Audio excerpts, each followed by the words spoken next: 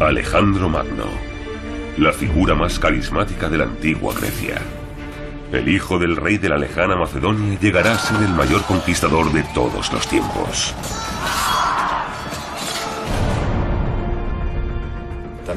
Nadie había contado con que alguien fuese a intentar conquistar todo el mundo, y tampoco con que casi lo lograse. Fue el primer europeo que fundó un imperio mundial que llegaba desde el Mediterráneo hasta el extremo del mundo conocido. Para él, la gloria en el campo de batalla era más valiosa que su propia vida. Convirtió la guerra en una misión sagrada. Cuando llegaba a un lugar lo hacía como liberador y soñaba con un imperio en que los pueblos viviesen en paz bajo su gobierno. Muy pocas personas han influido en la historia tanto como lo hizo Alejandro Magno. Alejandro Magno, el camino hacia el poder. La historia de Alejandro comienza con una leyenda. Se dice que los dioses anunciaron su nacimiento con unos increíbles fenómenos naturales. Se cree que las contracciones de Olimpia empezaron durante la noche del 20 de julio del 356 a.C. La familia real deseaba un hijo, ya que necesitaban urgentemente un sucesor.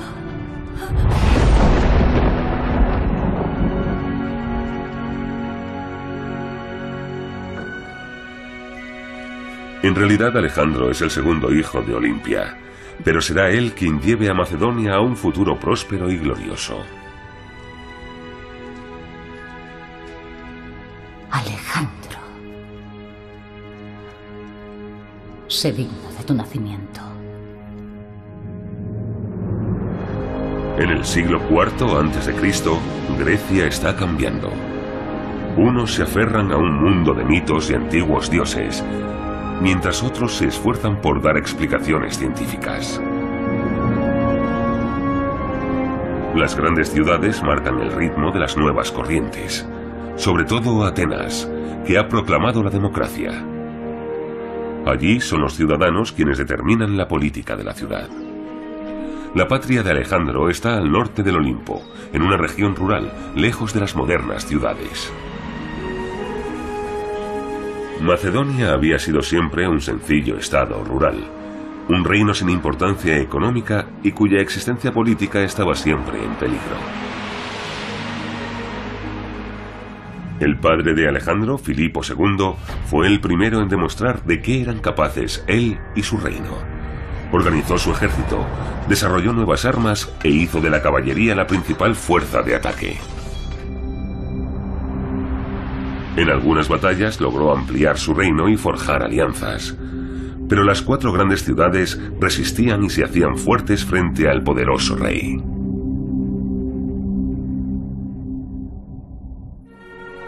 Macedonia es un país bárbaro, decían. El insultado reino no reparó en gastos para modernizar su estado según el modelo griego. El progreso impulsó a Filipo, y se sentía especialmente en la capital de Macedonia, Pella. El rey desarrolló un sencillo asentamiento siguiendo el ejemplo de las metrópolis florecientes, hasta convertirlo en una magnífica capital. Ahí, en un tiempo de gran inestabilidad, creció Alejandro. El heredero recibió la mejor educación. Todos los días practicaba con las armas y entrenaba en el combate cuerpo a cuerpo. Su educación guerrera lo preparaba para su duro futuro. Quien desea gobernar debe saber luchar. Su padre Filipo lo vivió antes que él. Pasaba mucho tiempo combatiendo en la guerra mientras Olimpia mantenía vigilados a sus súbditos. ¡Gánate el respeto de tus compañeros, Alejandro!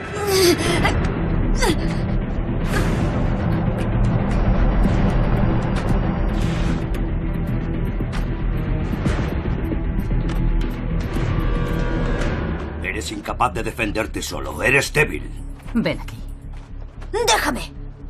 ¿Qué te pasa, hijo mío? Perdóname, padre.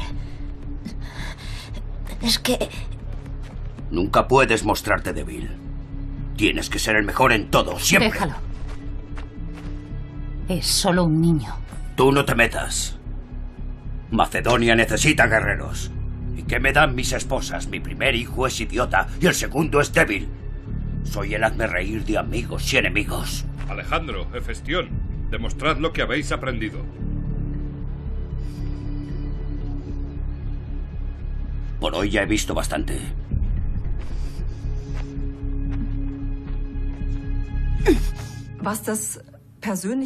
En cuanto a la relación personal entre Filippo y Alejandro, creo que es importante tener en cuenta que Filippo se casó 7 veces, pero de todos esos matrimonios solo tuvo 2 hijos varones.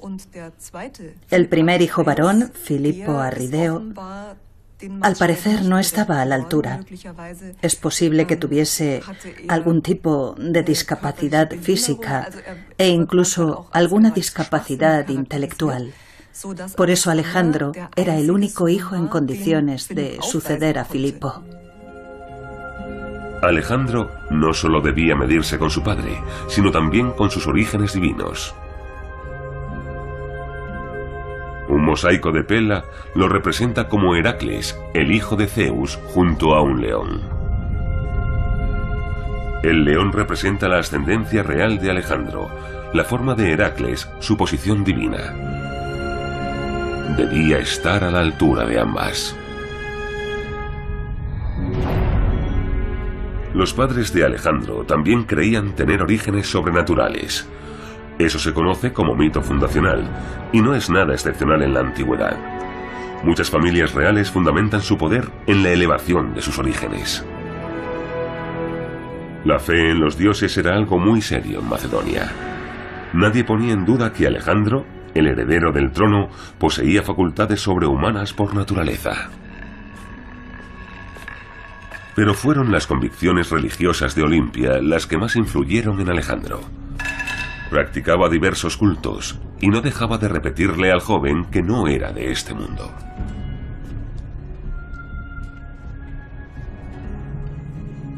Ven aquí, mi niño. No hagas caso a tu padre. Tiene un corazón de piedra. Pero siempre hago lo que quiere. ¿Por qué está tan decepcionado conmigo? Ven aquí.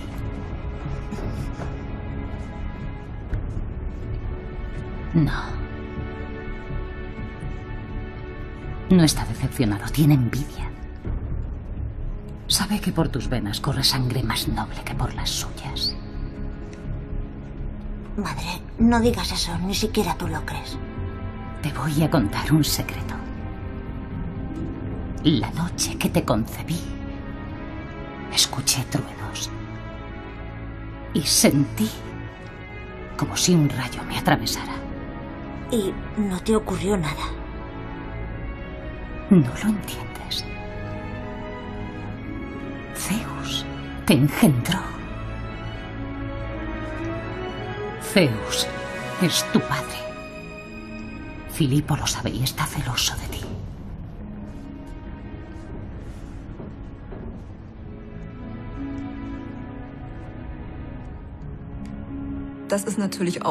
Esta es una historia espectacular. Alejandro es en realidad hijo de Zeus. Ese tipo de historias se contaban para explicar el origen de personas famosas de la antigüedad.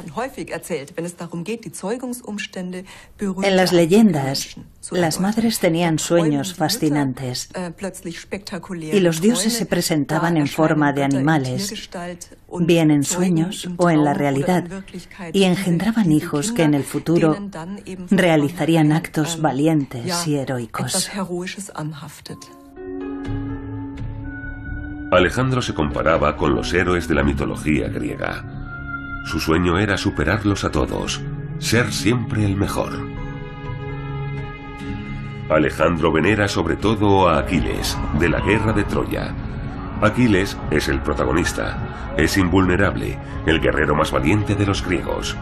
A su lado lucha su fiel amigo, Patroclo. Ambos caen en el campo de batalla, pero sus hazañas los convierten en inmortales. Aristóteles, uno de los grandes sabios de Grecia, encarga una copia del texto para Alejandro. El hijo del rey tiene 13 años cuando Aristóteles viaja a Pella para ser el preceptor del príncipe. De él, Alejandro aprende todo sobre la cultura griega, arte dramático, geografía, ciencias naturales, literatura y filosofía. Pero lo más importante era el estudio de la Ilíada de Homero, una obra muy famosa que todos los griegos conocían. ¿Sabes qué le dijo el padre de Aquiles a su hijo? Que debía ser siempre el mejor y superar a todos los demás. Eso podría haberlo dicho mi padre. Tal vez tu padre sea más sabio de lo que muchos creen. ¿Aquiles lo logró? La ambición de Aquiles no tenía nada que ver con la de las personas normales. Estaba lleno de justa ira. Porque vengó a su amigo Patroclo e hizo arrastrar el cuerpo del asesino por el polvo durante días. Eso es. Aunque también demostró humanidad, ya que le dio un entierro digno. Pero Aquiles pudo elegir una vida larga que caería en el olvido o una vida corta con fama eterna. Yo nunca lo conseguiré. ¿Por qué no? Porque mi padre no me deja. Antes de que yo pueda hacer nada, ya habrá conquistado toda Grecia él solo. Te voy a enseñar algo. Ven.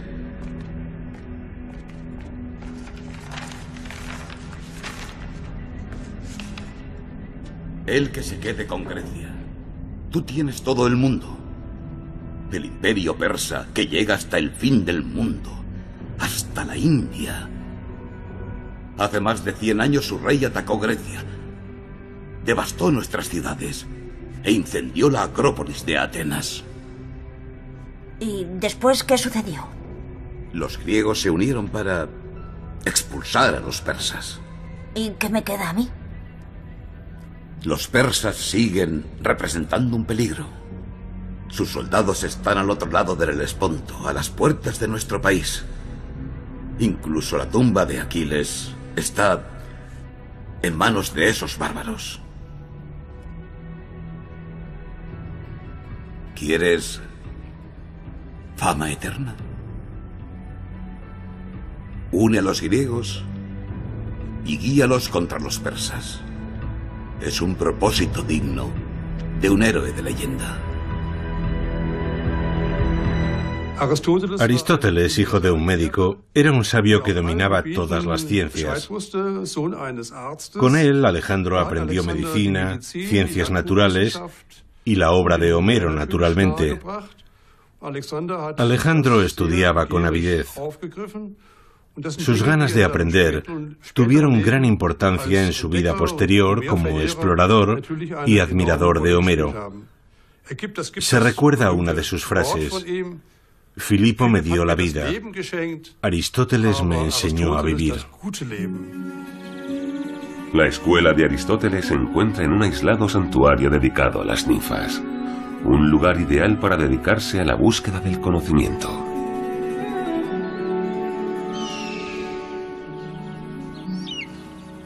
La naturaleza tiene tantos secretos que no podemos descubrirlos solamente mediante la reflexión. Salid al mundo y observadlo. Debéis sentirlo, gustarlo, olerlo y explorarlo con todos los sentidos. Adelante, inténtalo. Observar y comprender.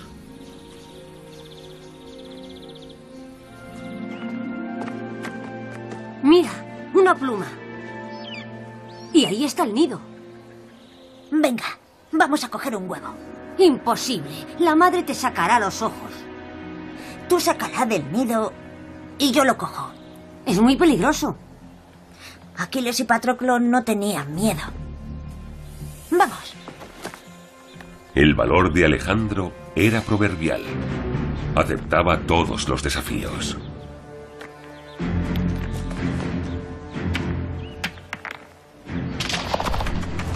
Y Hefestión, su amigo, le acompañaba en todas las dificultades. Alejandro, el pájaro vuelve al nido. ¡Baja rápido!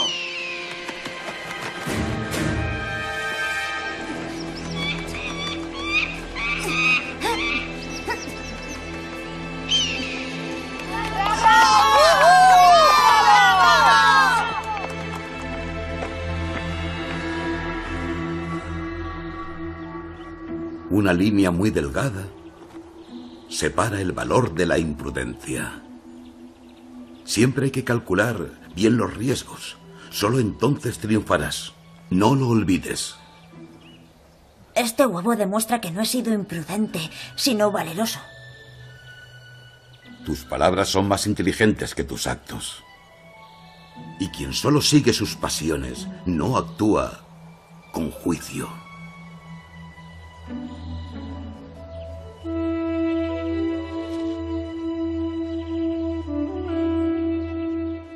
Es todo por hoy. 3 años después, Alejandro estaba preparado para gobernar. Y casi todo lo había aprendido de Aristóteles. Aunque no siempre estaban de acuerdo, el filósofo fue siempre uno de sus consejeros más cercanos.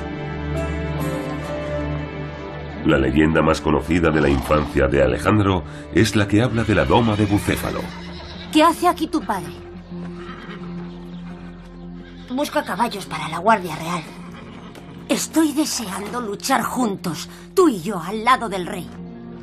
Yo también. Pero ¿de verdad crees que mi padre me va a querer a su lado?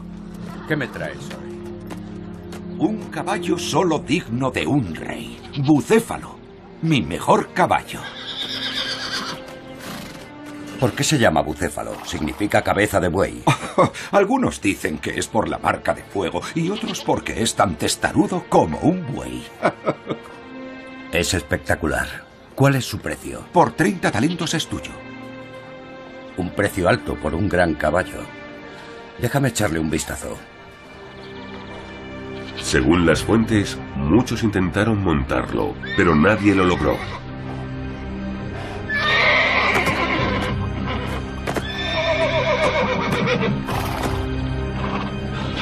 Solo Alejandro descubrió el motivo por el que el caballo reaccionaba con pánico.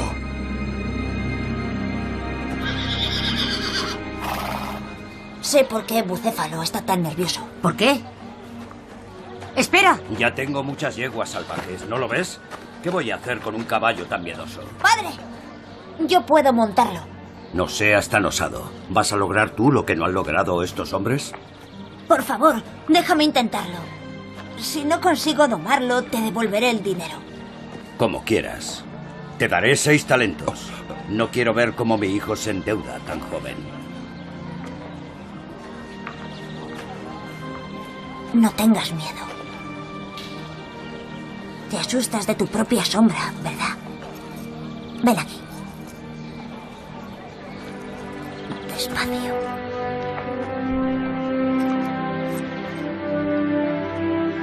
¡Mirad eso! ¡Es mi hijo! Hijo mío, búscate un reino a tu altura. Macedonia se te queda pequeña.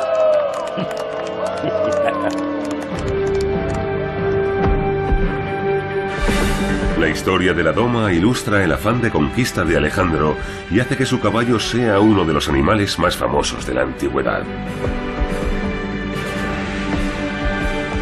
El vínculo entre el semental y el hijo del rey era excepcional. Nadie más que él podría haber domado a Bucéfalo. Esas historias sirven para explicar algo excepcional.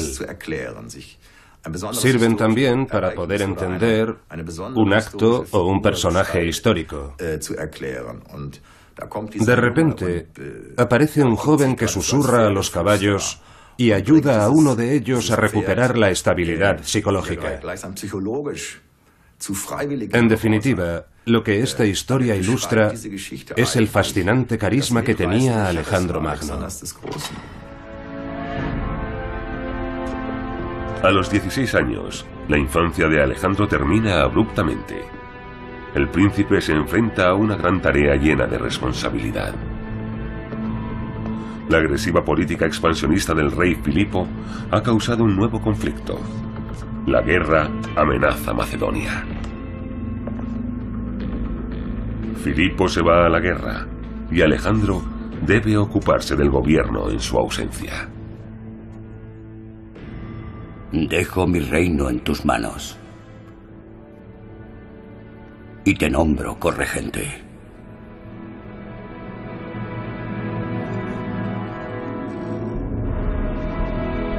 El detonante de la nueva crisis es un ataque en los Dardanelos. Filipo se hace con un barco de cereales destinado a Atenas. La poderosa ciudad-estado se enfurece y recuerda un antiguo ultraje.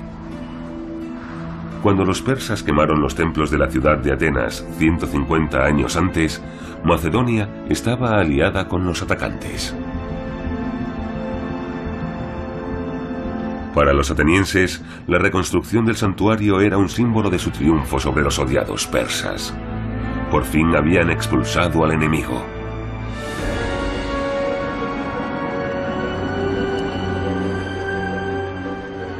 Al pie de la ciudad fortificada, llegaron a vivir unas 80.000 personas.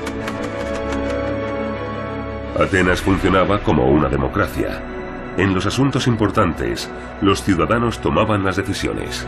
Ya no había monarcas como entre los macedonios o los persas.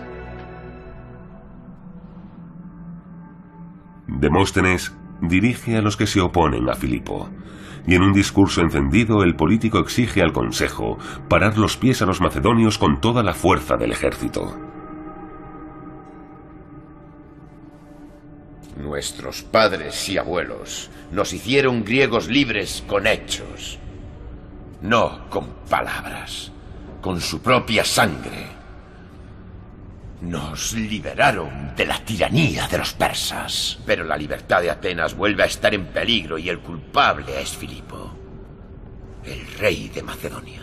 Pero fueron los persas los que arrasaron nuestra ciudad, no los macedonios. Debemos tratarlos como amigos y no como una amenaza. Estando a su lado podremos atacar y aniquilar a nuestros enemigos, los persas. Pero los macedonios no son griegos, sino bárbaros. Y son tan traicioneros como los persas. Si nos aliamos con ellos, estaremos metiendo al enemigo en nuestra propia casa. La batalla por Delfos tensa la situación. El complejo religioso no es solo el lugar más sagrado para los griegos, sino que tiene un importante papel político. Quien controla Delfos tiene la supremacía en el país. Generalmente es Atenas quien protege la ciudad sagrada, pero hay otras ciudades griegas con pretensiones sobre Delfos. Los macedonios, al asalto, se presentan como salvadores del santuario. Atenas se siente humillada cuando los bárbaros del norte se hacen con el poder sobre Delfos. Buscan aliados por toda Grecia para enfrentarse al odiado rey Filipo.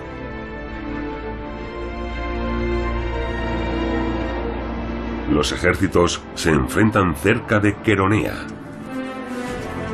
También Alejandro y sus compañeros participan. Para la mayoría de ellos es su primera gran batalla en el ejército real. En el ejército macedonio luchan solo los mejores hombres, como su amigo Clito, todo un veterano. También está Parmenión, un viejo general. Tiene un hijo llamado Filotas.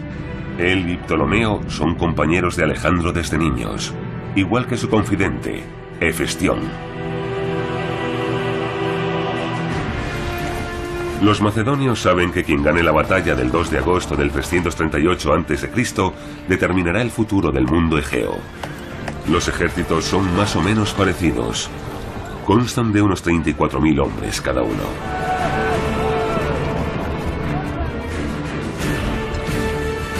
Alejandro se encarga de la caballería. Todo depende de ellos. Fama y honor, vida y muerte, todo o nada. ¿No decías que tu padre no dejaría nada para nosotros? Estaba equivocado. ¡Preparados! ¡Atentos a mi orden! Alejandro y sus hombres se enfrentan a un duro reto. La caballería debe abrir el ataque. Como Aquiles y Patroclo. La caballería real, dirigida por Alejandro, aniquiló el batallón sagrado de Tebas, el temido grupo de élite.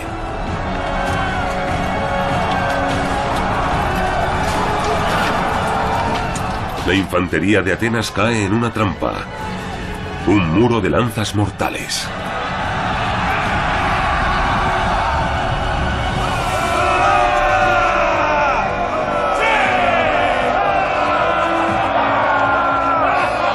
La batalla ha terminado. Macedonia es la nueva superpotencia militar en Grecia. Y Alejandro, el héroe de Queronea. Como comandante de la caballería, Alejandro se llevó la gloria de la victoria. Naturalmente, su imagen entre los macedonios y también entre los griegos mejoró notablemente. Demostró que estaba preparado para ser rey.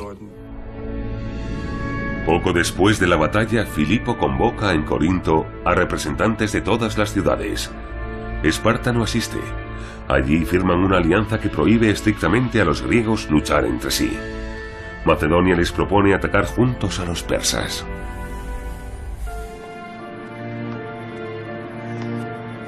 De camino a casa, Filipo se para en el oráculo de Delfos.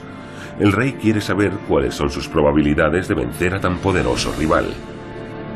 El rey paga al divino Apolo con una corona de laurel hecha de oro. La sacerdotisa consulta al oráculo, que habla por su boca. Los vapores ponen en trance a la pitonisa, que accede al mundo y a la sabiduría de los dioses. O eso creían los antiguos griegos. La pitonisa respondía a las consultas de los pobres con sí o no, pero los ricos como Filipo obtenían profecías exclusivas.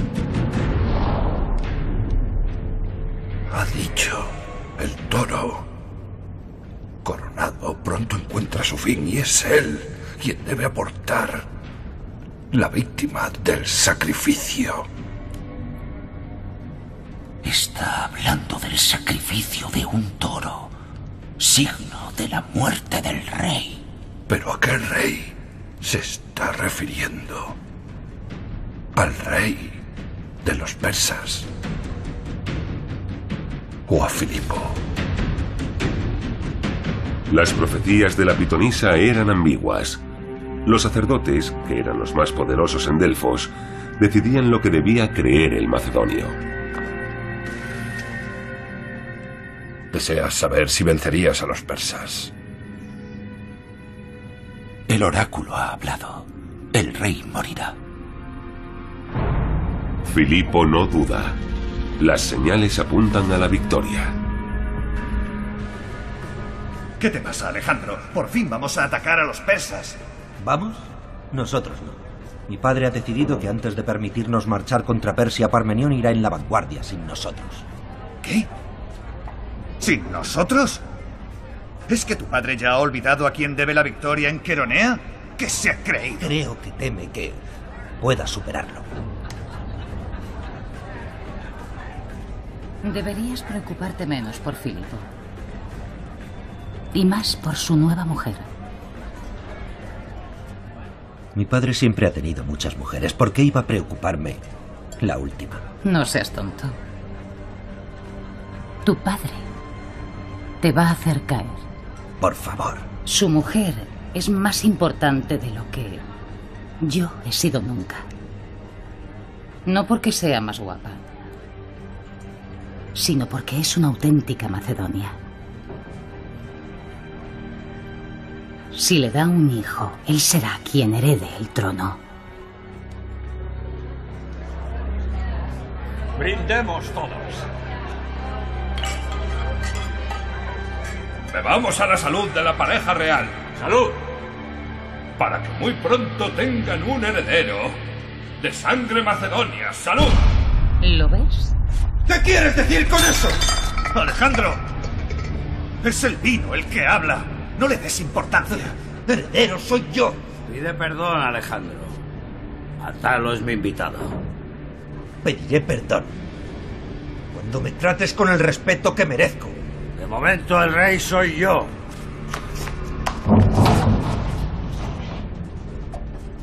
El rey soy yo.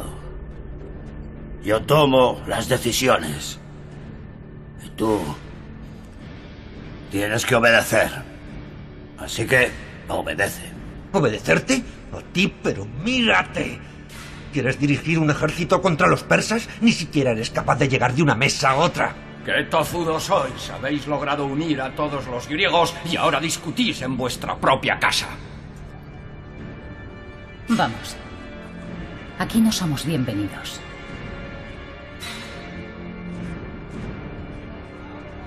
¡Vete! ¡No quiero volver a verte! Alejandro y su madre se exilian a Epiro, la patria de Olimpia. Durante meses, padre e hijo no mantienen ningún contacto. Alejandro se mantiene al margen. Pero como necesitaban a Alejandro urgentemente para la campaña contra los persas, la corte macedonia envió a un mensajero. ¿Me has llamado madre? Alejandro. Mi viejo amigo. Demarato viene de parte de tu padre. Filipo quiere reconciliarse contigo. ¿Ha dicho eso? Ya sabes cómo es. Disculparse le cuesta aún más que felicitarte. Pero yo te aseguro que lamenta mucho que os hayáis enfadado y que lo que más desea es volver a ver a su hijo. Son palabras vacías. ¿No te ha humillado bastante, Filipo? En lugar de ir y arrodillarte ante él, deberías tomar lo que es tuyo por derecho, con la espada en la mano. Pero es mi padre. Zeus es tu padre. Déjanos solos. Madre.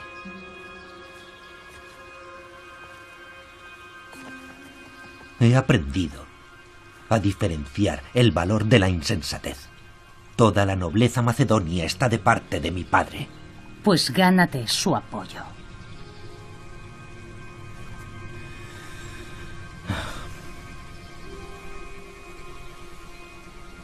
Mírate, hijo. Tú eres todo lo que Filipo no es. Él es tosco. Tú elegante. Él es un guerrero, pero tú eres un rey. Madre, basta ya. No voy a levantar la mano contra mi propio padre. ¿No lo entiendes? No es tu padre. No es su sangre lo que corre por tus venas.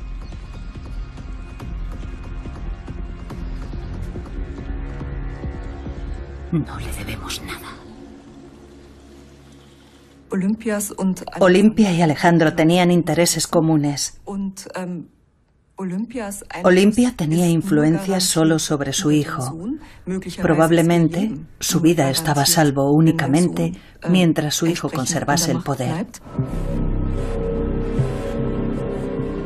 Durante casi un año entero no sucedió nada. Fue una boda entre la Casa Real Macedonia y la familia de Olimpia la que trajo el cambio.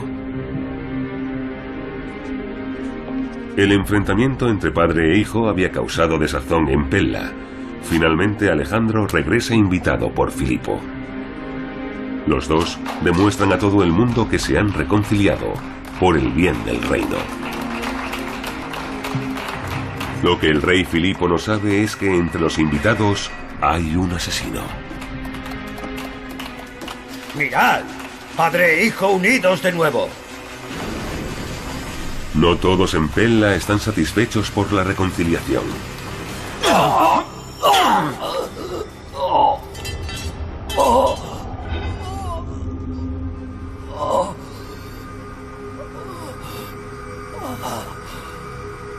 Padre.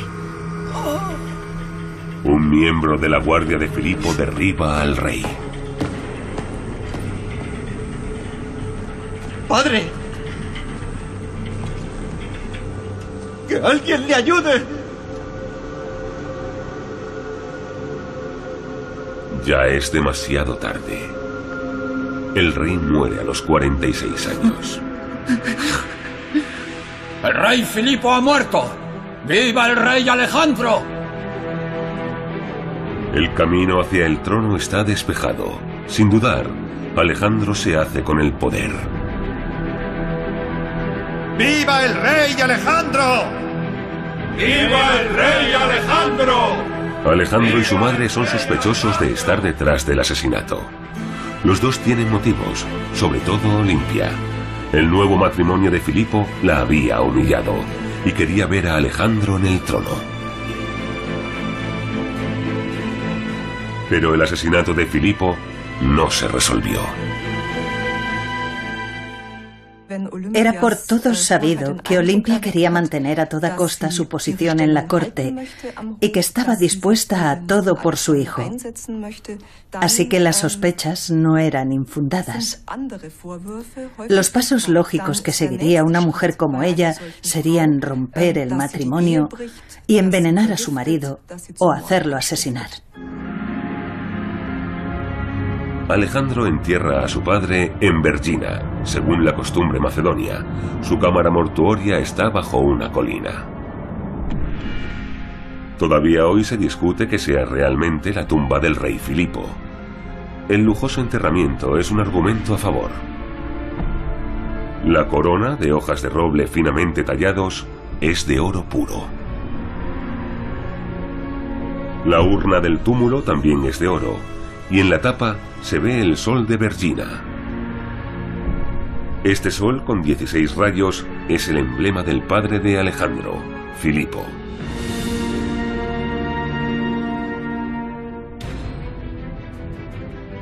La herencia del nuevo rey de Macedonia no es un lastre ligero.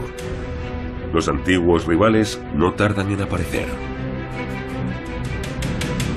Igual que su padre, Alejandro debe consolidar su poder. Por la fuerza, si es necesario. Alejandro comienza de cero.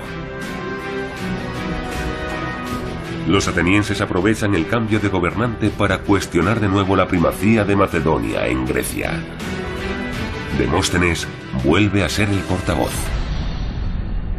Los dioses han escuchado nuestras oraciones y han castigado con la muerte al tirano Filipo. Ahora debemos actuar. Es el momento de que nos alcemos contra Alejandro para vengar Queronea. Por la libertad de Atenas, a las armas. Las tribus del norte son las primeras en rebelarse. A continuación lo harían las grandes ciudades-estado dirigidas por Atenas y Tebas. Nadie quiere llegar tarde cuando se reparta la piel del oso, pero todavía no la han cazado. Alejandro avanza a marchas forzadas desde los campos de batalla del norte hasta las puertas de Tebas. Pero antes de asaltar la ciudad, lo intenta por el procedimiento diplomático. Promete respetar la ciudad si se somete. ¿Y bien? Los tebanos no se rinden. Dicen que prefieren luchar por su libertad y no arrodillarse ante un tirano.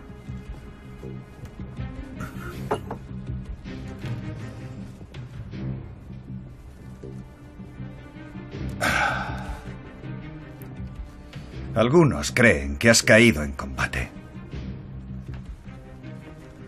Este muerto les enseñará lo que es el miedo. Alejandro demuestra ser un político frío. Sin demora, inflige un castigo ejemplar a Tebas. Sus tropas toman la ciudad por asalto y la arrasan. Mueren más de 6.000 personas. Nadie debe tener dudas, ni los enemigos ni los aliados. Alejandro está decidido a reafirmar su liderazgo en toda Grecia. Envía a la esclavitud a los supervivientes de la masacre, sin excepción. Alejandro solicitó el visto bueno de la Liga de Corinto a sus acciones, acusando a los tebanos de romper la alianza.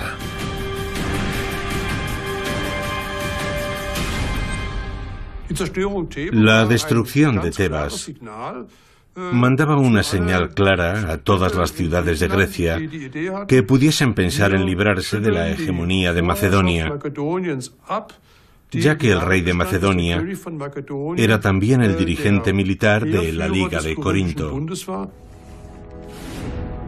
La ciudad de Atenas a Alejandro, rey de Macedonia y nuevo dirigente de la Liga de Corinto. Te felicitamos y aplaudimos la destrucción de Tebas.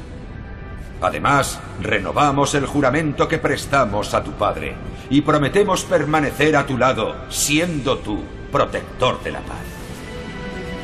La resistencia ha acabado. La paz interna está garantizada. Para Alejandro ha llegado el momento de mirar hacia afuera. La costa, al otro lado de los Dardanelos, en la actual Turquía, es el siguiente objetivo. Es la primera etapa en la campaña de venganza contra el antiguo enemigo de los griegos. Alejandro se prepara para una lucha contra el rey de reyes, el señor del gran imperio persa. El imperio más poderoso de la época se extiende por 3 continentes y por cordilleras infranqueables. Y llega hasta las fronteras de la India. Los persas también han conquistado Babilonia, la ciudad más hermosa de Oriente, y la han convertido en su segunda capital. Su ejército, formado por más de 300.000 hombres, siembra el terror.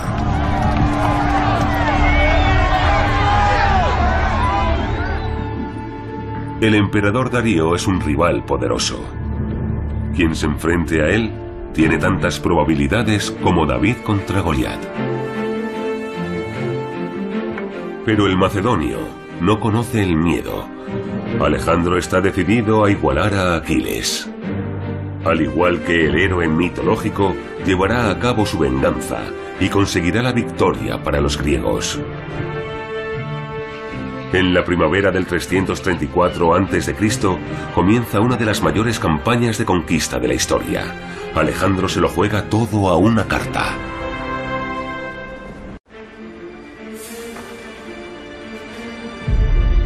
Alejandro Magno, la figura más carismática de la antigua Grecia. El hijo del rey de la lejana Macedonia llegará a ser el mayor conquistador de todos los tiempos. Nadie había contado con que alguien fuese a intentar conquistar todo el mundo, y tampoco con que casi lo lograse. A los 16 años, su padre lo nombró corregente. Eran tiempos difíciles. Un atentado le permitió recibir la corona. Sus aliados lo convirtieron en el hombre más poderoso de Grecia. Su campaña contra el rey de reyes, Darío, el gran emperador persa, se asemejaba a la lucha de David contra Goliat. Pero al igual que Aquiles, su héroe, Alejandro estaba decidido a llevar a los griegos a la victoria. Pocas personas han influido tanto en la historia como lo hizo Alejandro Magno. Alejandro Magno, hasta el fin del mundo. Fue en primavera cuando Alejandro atravesó el estrecho que separa a Europa de la actual Turquía, con 37.000 soldados de toda Grecia. El macedonio tenía una misión clara. Sus soldados y él debían liberar las colonias griegas de los persas. Su primera campaña lo llevó a Troya. En la tumba de Aquiles, Alejandro hizo bendecir sus armas y ofreció un sacrificio.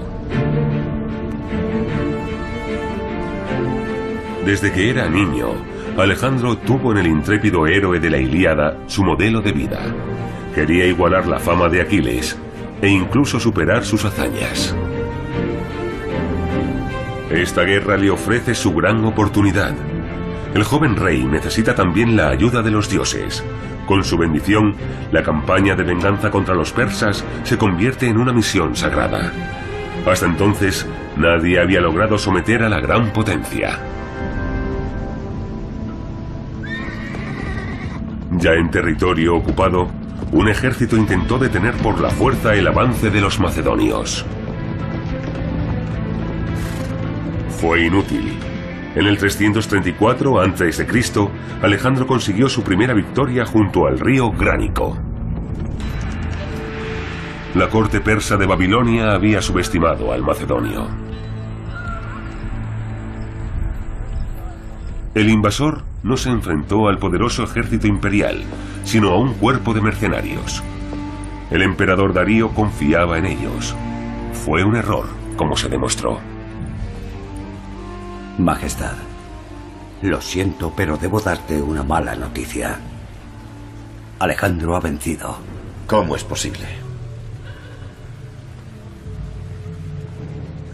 Tenía menos soldados que nosotros, pero su táctica ha sido superior, y no solo en el campo de batalla.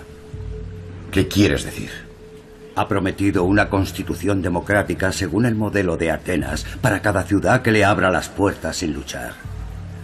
Y también les ha prometido que no deberán pagarte más tributos. ¿De verdad? He oído que su gobierno en Macedonia es monárquico. ¿Qué es eso de la soberanía del pueblo? No tiene ningún sentido. ¿Qué quiere en realidad? Los griegos buscan vengarse por la destrucción de Atenas y la ocupación de Asia Menor. Pero Alejandro quiere algo más. ¿El qué?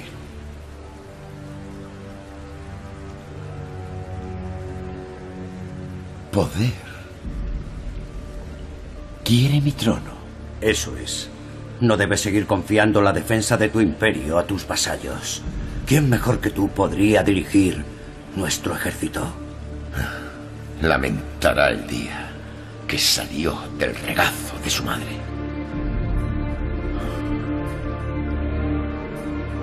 Reúne las tropas. Diles que su rey va a la guerra.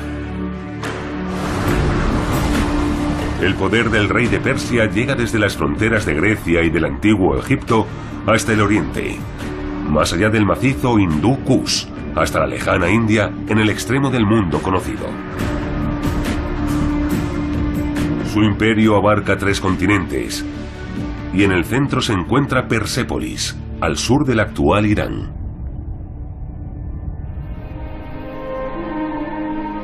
Persépolis era el centro religioso de los persas. Más de 2000 años después, los palacios y templos manifiestan el gran poder de sus constructores. Los relieves de las construcciones representan las diferentes nacionalidades del imperio. En total, 28 pueblos. Entre ellos, sirios, egipcios, babilonios, griegos, indios y árabes.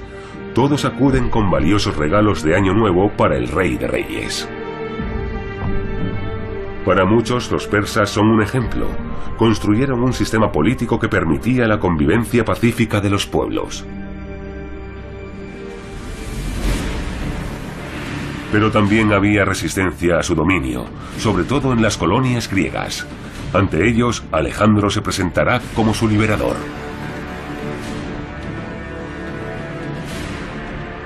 En pocos meses, el macedonio ocupa las principales ciudades costeras. Además, al instalar su cuartel de invierno en Gordión, controla grandes zonas de la actual Turquía.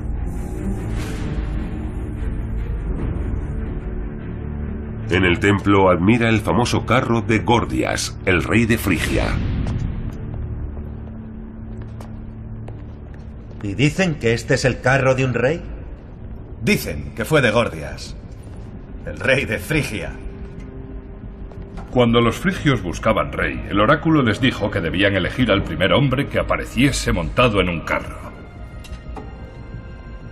Y Gordias apareció de repente. Qué fácil es ser rey aquí. Sí, pero la historia no acaba ahí. ¿Ves ese nudo? ¿Qué le pasa? Se dice que quien consiga deshacer el nudo conquistará todo el imperio persa.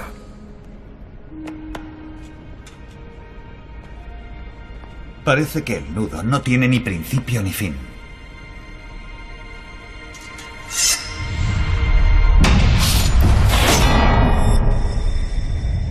La historia del nudo gordiano es solo una leyenda y un uso muy inteligente de la propaganda. La historia de la espada se explica por sí sola. Alejandro está diciendo, yo lo hago a mi manera, todos han fracasado, pero yo les demostraré cómo se hace. Pero la liberación de las colonias griegas no es el fin. Alejandro está decidido a derrocar a Darío. Para ello, reúne a todas sus tropas en la actual frontera entre Turquía y Siria. Todo un ejército se pone en marcha contra Alejandro. Ambas fuerzas pasan muy cerca sin verse.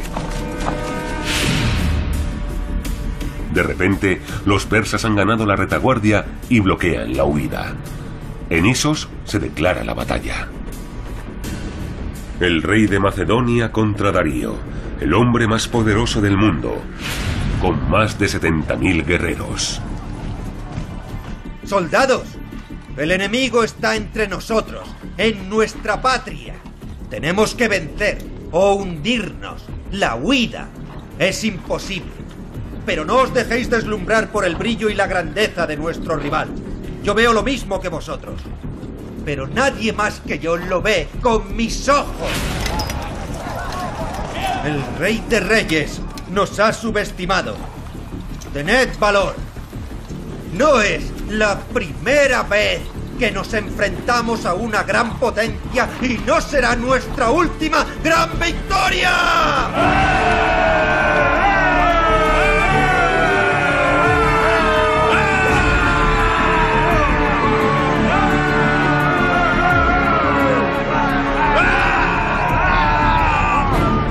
El rey de reyes, Darío, cree que será una guerra rápida. Confía en la superioridad numérica de su ejército. Pero el líder de los macedonios es muy audaz y basa su estrategia en la velocidad de la caballería.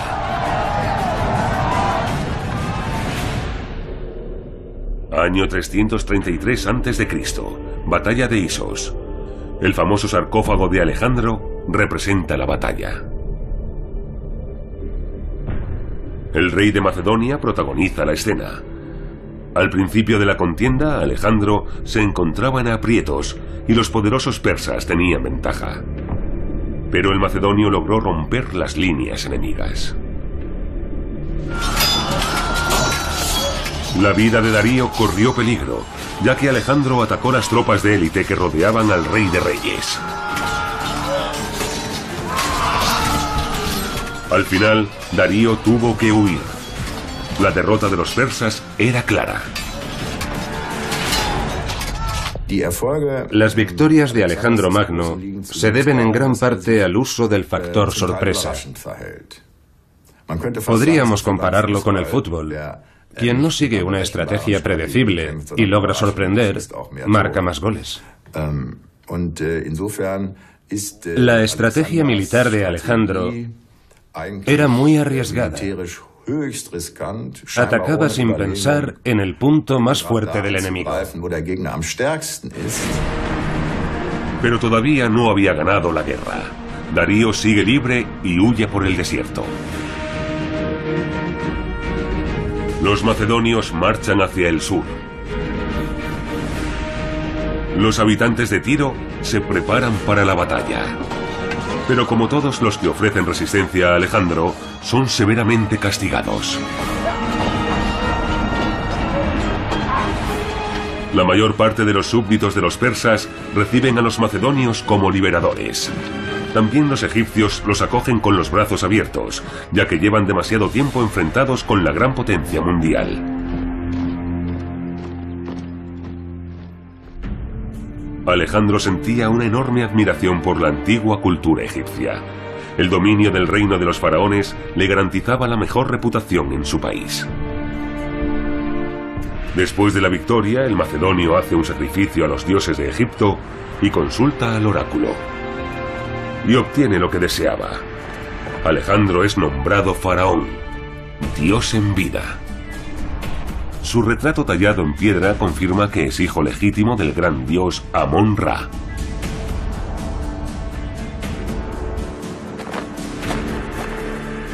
Poco después, el nuevo faraón funda la ciudad de Alejandría según el modelo griego. Es un símbolo de su compromiso de llevar su propia cultura a los países conquistados. En total, Alejandro funda al menos 10 ciudades con su nombre. La metrópolis mediterránea es la más poderosa y espectacular. La fundación de ciudades tenía un significado especial porque demostraba que Alejandro no deseaba una ocupación breve de los territorios, sino fundar un reino duradero. El mejor ejemplo fue la fundación de Alejandría, en la que Alejandro tuvo en cuenta la gran riqueza de recursos que ofrecían Egipto y el Oriente, los recursos económicos. La ciudad se planificó como un gran puerto que uniría como una bisagra el mundo del Nilo, el rico Egipto, con el Mediterráneo. En la primavera del año 331 a.C., los macedonios avanzan por el Éufrates, en el actual Irak.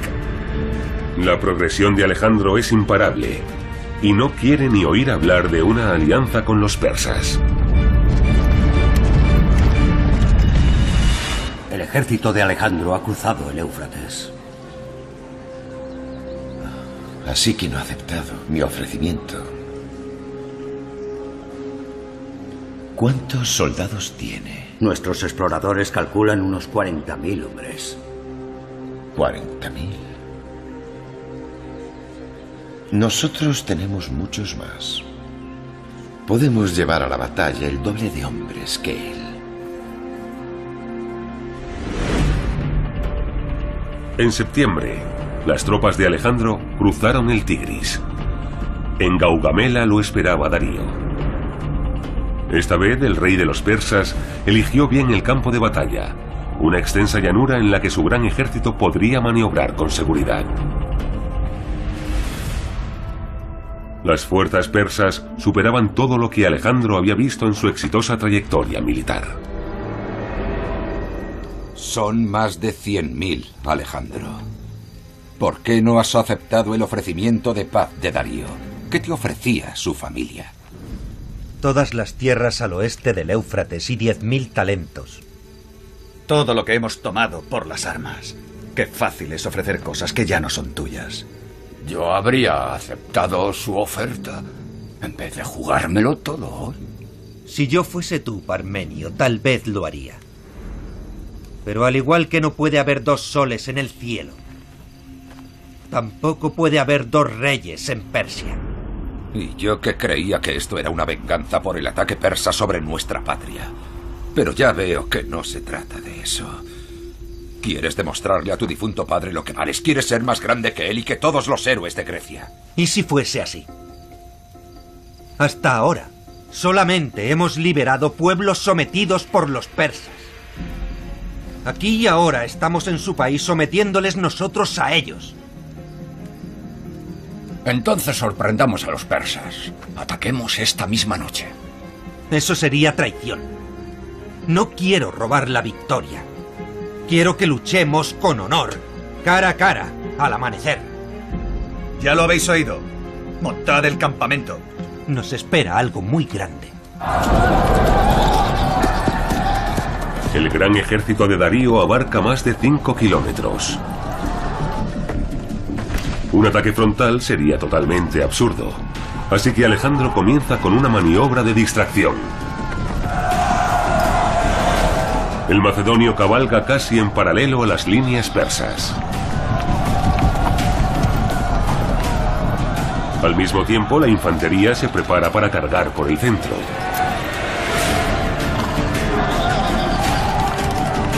Quiere que los persas se preparen para un ataque por las alas. Alejandro quiere que el enemigo le siga para atacar el frente y romper sus líneas. Entonces gira en seco con la caballería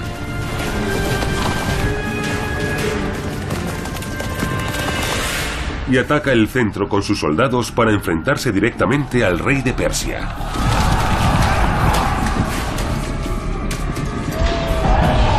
Una vez más, el rey de Macedonia utiliza la misma estrategia de Isos. Incansables, él y sus hombres atacan a los soldados que rodean al rey de reyes.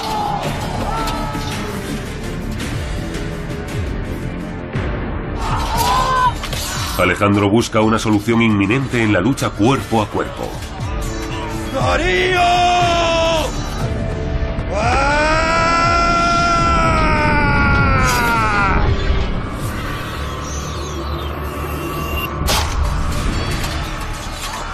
¡Vamos! Darío abandona a sus soldados, que luchan hasta derramar la última gota de sangre.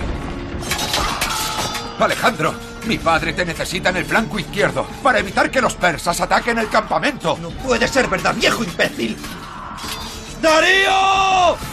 La nueva huida de Darío sella la segunda gran derrota de los persas. Es el último capítulo de su reinado. En el campo de batalla, Alejandro ya se hace llamar Rey de Reyes. Su fama como portador de la paz le precede.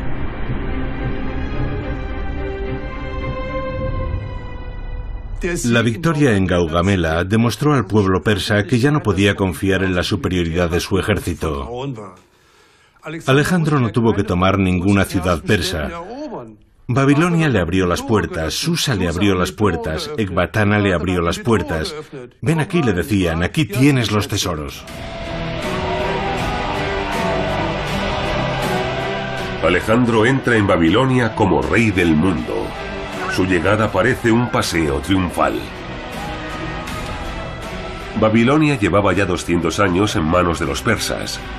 El poderoso imperio había convertido la ciudad más grande y hermosa del Oriente en su segunda capital.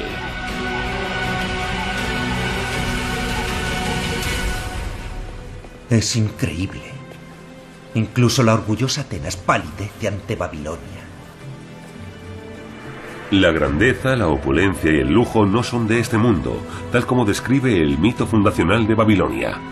No reyes, sino dioses, cavaron sus zanjas y pintaron sus muros. Hasta ese momento, los macedonios solo conocían la legendaria ciudad por las historias del profesor Aristóteles, que no escatimaba en alabanzas hacia dicha ciudad. Alejandro está impresionado. Quiere que la ciudad sea aún más lujosa y planea residir en Babilonia como su predecesor Darío. Él, el rey de la remota Macedonia, ha alcanzado su sueño. Ha vengado Grecia. Ha logrado la victoria. Su recompensa es el dominio absoluto del mayor imperio del mundo. ¿Y Aristóteles llamaba bárbaros a los babilonios? Solo porque nunca vio su ciudad. Si los bárbaros construyen estas maravillas,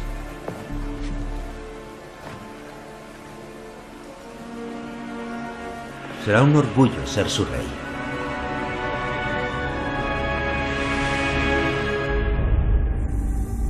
Alejandro viaja a Persépolis pasando por Susa. En el Palacio Real le espera el tesoro imperial que necesita urgentemente. El arca de guerra está casi vacía y los soldados exigen su paga. Para la mayoría de ellos, Persépolis es el fin de la misión. Allí celebrarán la conclusión de la campaña de venganza. Hemos derrotado a los persas en el campo de batalla. Vamos a acabar el trabajo con una antorcha. ¡Hoy! ¡Hoy! ¡Hoy! ¡Hoy! Alejandro, ¿qué estás haciendo? Ahora eres el rey de Persia. ¿Por qué quieres incendiar tu propio palacio? Tiene razón. ¿Qué clase de hombres sois? ¿No podemos violar a sus mujeres y ahora tampoco podemos quemar la ciudad? ¿Es esta vuestra venganza? Hijo, déjalo estar. Hemos cumplido con nuestra misión. Ahora podemos volver a Grecia. Ni hablar.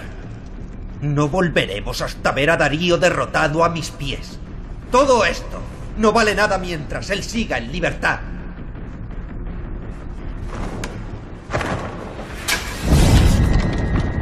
El banquete acabó en catástrofe. El palacio ardió casi por completo, y lo que se salvó de las llamas fue saqueado por los soldados. Se ha especulado mucho sobre esta historia. Sigue sin estar claro si Alejandro actuó impulsado por un arrebato y solamente por venganza. Hay otra posible razón que siempre se pasa por alto. Alejandro no quería establecer su capital en Persépolis, sino en Babilonia. Naturalmente, un segundo centro es un riesgo, porque puede convertirse en frente opositor. Alejandro quería que Babilonia fuese el centro neurálgico, y por eso arrasó Persépolis, la dejó al margen. No tardó en llegar el momento. El macedonio envió gran parte de los soldados a casa, sobre todo a los soldados de sus aliados griegos. Solo se quedaron los macedonios y los mercenarios. Con ellos Alejandro emprendió la búsqueda de Darío. Pero la persecución no acabó como él esperaba. Lo hemos encontrado.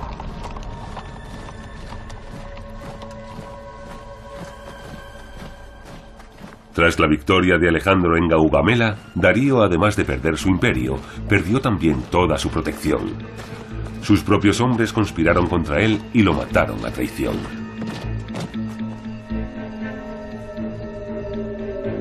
Está muerto. Ya tienes lo que querías. Es hora de volver. Un rey debe morir a manos de un rey. Sus asesinos no solo cuestionan su dominio, sino también el mío. Debemos castigarlos. Ya basta, Alejandro. Eres el rey de Persia. ¿Qué más quieres? Si tu padre y tú hubieseis demostrado más valor en Gaugamela, habría matado a Darío con mis propias manos. Sin nosotros, no habrías llegado tan lejos. Sigue por ese camino y acabarás igual que Darío. ¡Me estás amenazando! ¡Alejandro! ¡Alejandro, respondo! Ya está bien. Nadie me cuestiona, ni amigo, ni enemigo. No es la primera vez que Filotas se enfrenta a mí, pero esta vez ha ido demasiado lejos. Filotas se enerva muy rápido. Incluso me ha ocultado que mis soldados se han puesto en mi contra. Y ahora sé por qué. Él es el instigador de la conspiración. Pero no le va a servir de nada. Me adelantaré a él. Alejandro, nos conocemos desde niños. Tenemos que seguir juntos. ¿Tengo que esperar a que me mate para saber que estoy en lo cierto? Me ha amenazado de muerte. Eso es alta traición. Se castiga con la muerte. El proceso contra Filotas fue breve. Alejandro hizo torturar y ejecutar al general y amigo de la infancia. Una advertencia para todos, tanto para sus soldados como para sus colaboradores más cercanos. El mensaje surtió efecto. Para reafirmar su liderazgo, el rey de Macedonia debía tratar con frialdad la amistad y la enemistad. Por eso ordenó una segunda ejecución. A continuación, Alejandro envió asesinos a Ecbatana para matar también al padre de Filotas, Parmenio. La norma en aquel tiempo, que Alejandro conocía bien, imponía la venganza en casos como aquel. El padre tendría que haber vengado a su hijo, y con sus posibilidades en el oeste del imperio, era fácil imaginar el resultado. Darío fue enterrado con honores por orden de Alejandro. Recibió su lugar entre las tumbas de los reyes de Persia, y sus asesinos fueron condenados a la pena de muerte. Cuando Alejandro entró en el actual Afganistán, dirigía un ejército de 50.000 hombres, muchos de ellos de diferentes pueblos del imperio persa. El macedonio los necesitaba para descubrir los núcleos de resistencia en las regiones más remotas del imperio.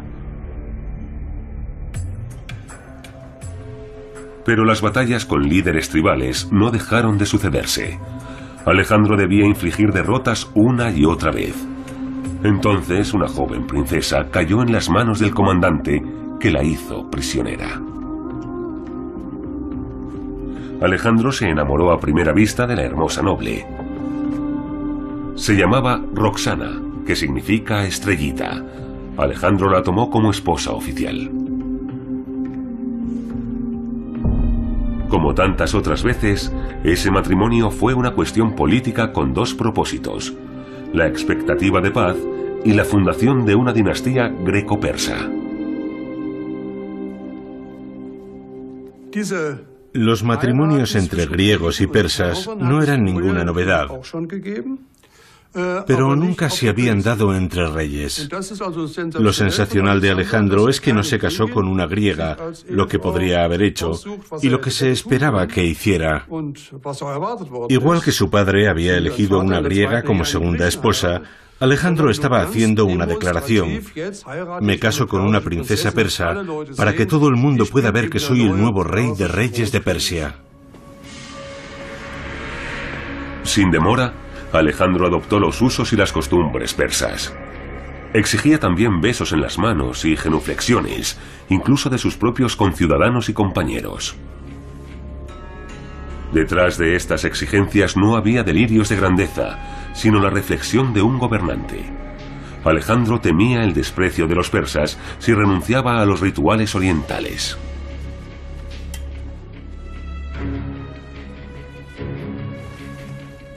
Sin embargo, para sus compañeros era una humillación.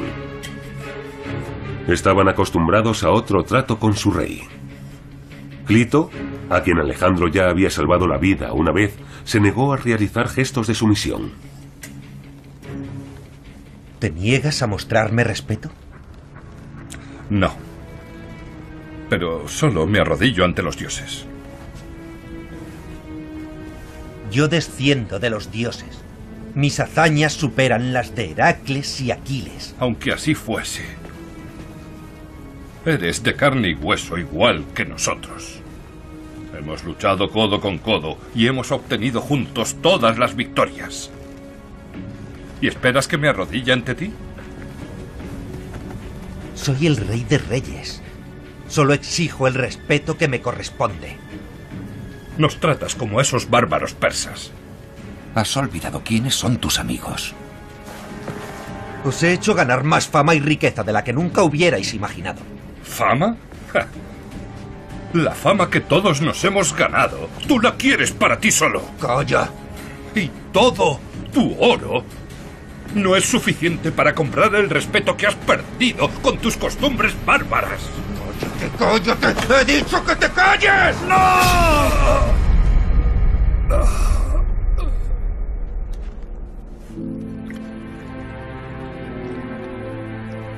Una muerte fruto de un arrebato, sucedida durante una de las tristemente célebres bacanales del Macedonio. En una discusión sobre la fama y el honor, Alejandro y Clito pelearon, probablemente bebidos.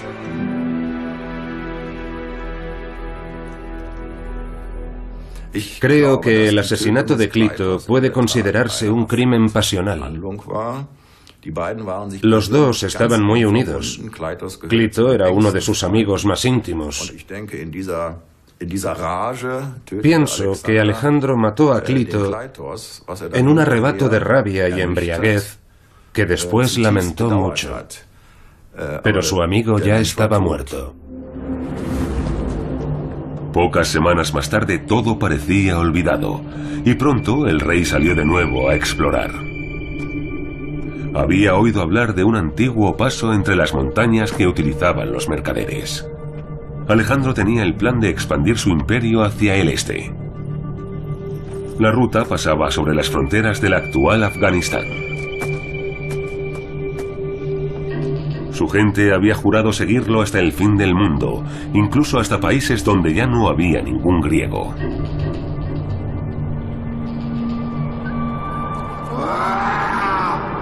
La ruta discurría a lo largo de la cordillera del Hindú Kush, a más de 1000 metros de altura. Más allá había una tierra que nunca nadie había conquistado. ¿Recuerdas que Aristóteles nos hablaba de estas montañas cuando éramos niños? No, ya no me acuerdo.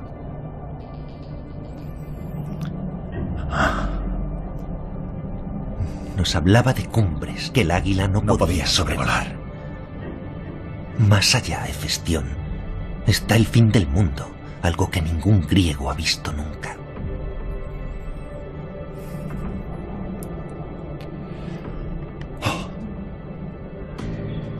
Daré la orden de marchar al amanecer.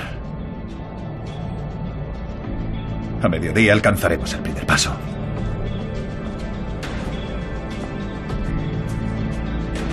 Tras muchas luchas sangrientas y dificultades inimaginables, Alejandro desafiaba al destino una vez más.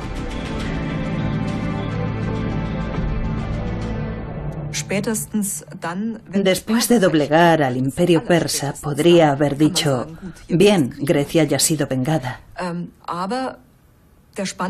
Pero lo curioso es que Alejandro no se detiene, no da media vuelta.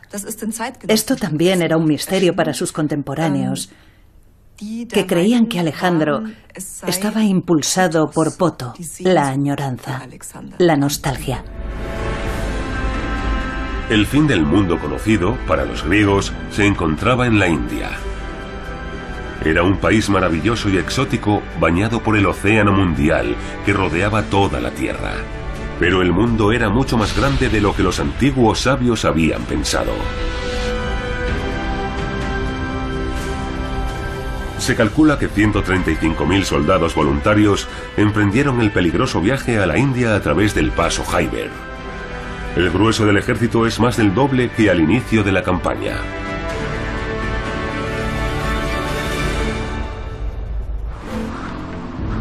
En la primavera del 326 a.C. llegaron al valle del Indo, en el actual Pakistán. El calor y la humedad hacían difícil dirigir al ejército. La fauna es exótica y hay muchos mosquitos. Las constantes lluvias monzónicas han convertido el suelo en un pantano impenetrable. Pero la naturaleza no es el único enemigo. Junto al río Hidaspes, el rey indio Poros se enfrentó a los invasores con un ejército no inferior al de Alejandro y con elefantes de guerra.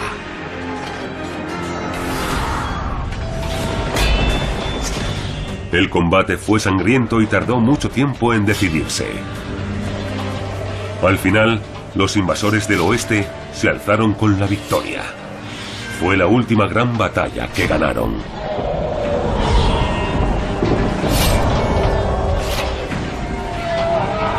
El ejército de Alejandro está al límite de sus fuerzas. El propio rey sufrió la que tal vez fue la mayor pérdida de su vida. Bucéfalo, su querido caballo, murió de agotamiento. Se dice que su muerte rompió el corazón del rey.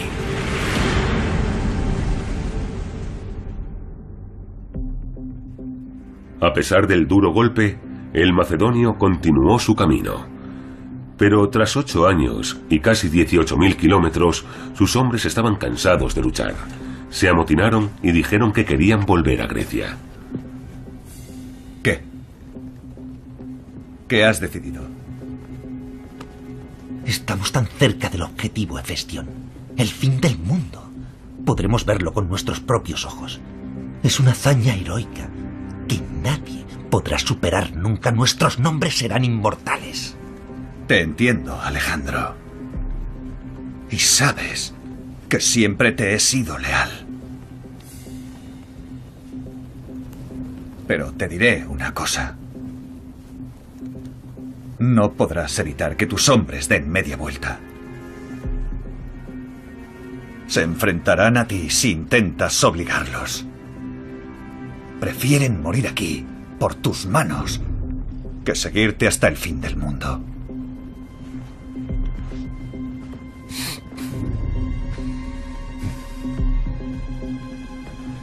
Aquiles y Patroclo, ¿te acuerdas?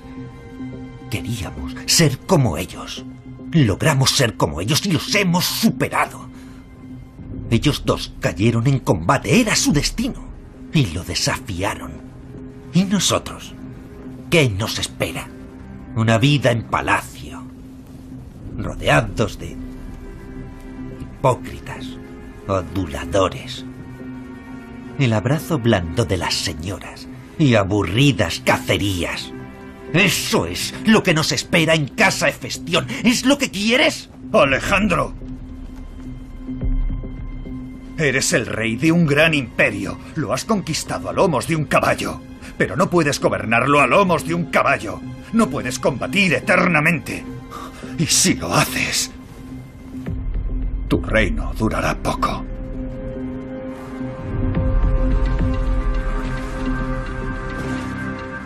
Alejandro se sintió abandonado muy cerca de su objetivo, pero finalmente ordenó dar media vuelta. Tras 17 días de lluvia ininterrumpida, no tenían ganas de seguir avanzando. Entonces Alejandro tuvo una idea genial. Se encerró en su tienda, enfadado, en huelga. Cuando se dio cuenta de que los soldados no cedían, consultó con los dioses. Con los dioses se consultaba a través de los sacerdotes. Los sacerdotes sabían lo que los dioses querían y le dijeron: «Lo sentimos muchísimo, majestad, los dioses están en contra». Entonces Alejandro anunció: «Si los dioses no quieren que siga, vuelvo a casa». Para regresar siguió una ruta diferente. Viajó en barco por el río Indo hasta el Océano Índico. Así alcanzó el fin del mundo. Ahí dividió su ejército. Los barcos seguirían por mar hacia Persia, y Alejandro lo haría por tierra con sus tropas. Los soldados tuvieron que atravesar una de las regiones más estériles del mundo. La marcha a través del desierto de Gedrosia fue un viaje mortal. Cuando llegó a Babilonia, Alejandro había perdido más hombres que en ninguna batalla.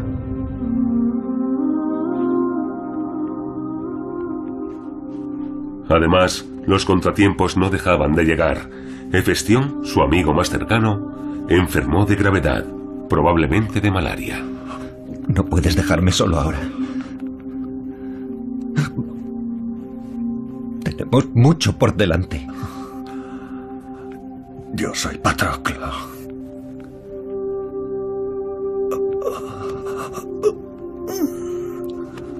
Y tú eres Aquiles. Debo morir en tu presencia, amigo mío.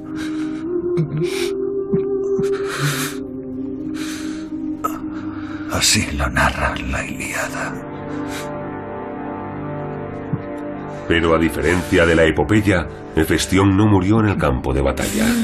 El sueño compartido de alcanzar la fama muriendo como héroes no se había cumplido.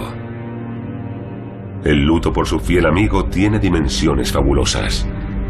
Alejandro organizó 3 días de ritos funerarios en Babilonia, tal como Aquiles había hecho por Patroclo.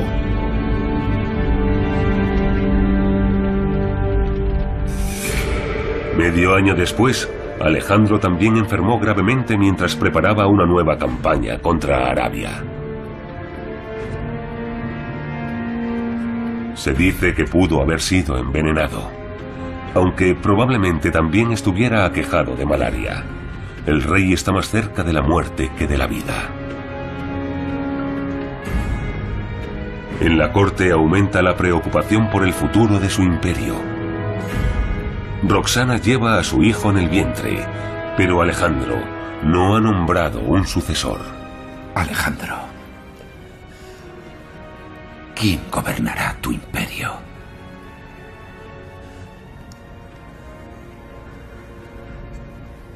El más fuerte de todos vosotros.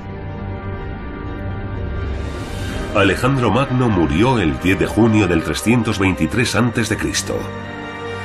Grecia fue el escenario de una dura lucha por la sucesión. El imperio que había construido se desmoronó en pocas décadas. Pero lo que sí consiguió fue expandir la cultura griega por 3 continentes y llegar a la India. Fue el primer gran emperador europeo de la historia. Su cadáver se enterró en Alejandría, en la ciudad que llevaba su nombre. Aunque el lugar exacto se ha perdido en el olvido.